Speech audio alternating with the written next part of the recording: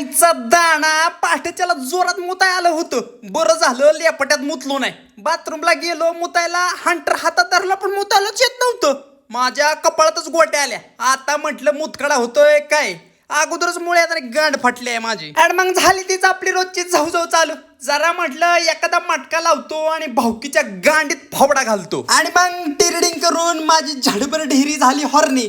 Then I am going to दुकान आणि आणीन अंडी. आणि मग करिंग हळूहळू तेल टाकिंग पोळी. आणि देन आय एम टीव्ही बघीन आणि खाईन.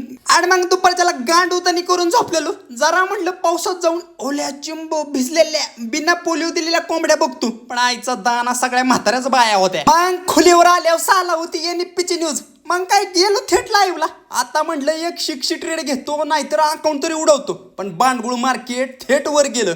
आई झवली 3 तास लाईव्ह स्ट्रीम करून गांड फाटली पण शाट्टभर शेट्ट बी सापडली नाही. आणि मग लाईव्ह स्ट्रीम करून माझ्या कपाळात गेल्या होत्या गोट्या. मग म्हणलं मस्तपैकी कुपण्याच्या तांदळाचा भात करावा.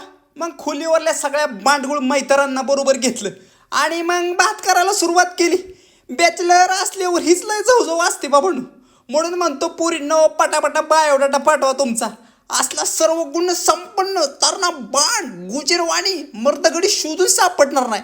आता स्टॅमिनाचं सांगूच नका, जॉनी भाऊपेक्षा पण जास्त आहे सपनात. मग माझ्या झाडभर 9 महिन्याच्या ढेरीमध्ये कुपणाचा तांदळाचा भात टाकला. तर चला मैत्रांनो जरा हस्तमैथून करून आलो. लईच हॉर्नी फील होत आहे मला.